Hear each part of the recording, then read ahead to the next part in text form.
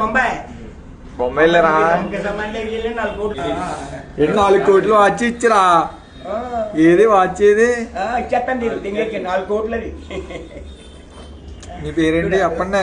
Phone లో టీవీలో పెడదాం. టీవీలో ఐఏఎస్ హోంశాఖ, భారీ పరిశ్రమల శాఖ, రక్షణ శాఖ, కొడుకు 15 వర్గాలు, ఆచార్యోతి, నిరుపేదల పార్టీ ప్రతినిధి, 34 జిల్లాలకి ఇందిరా కాంగ్రెస్, ఇందిరమ్మ.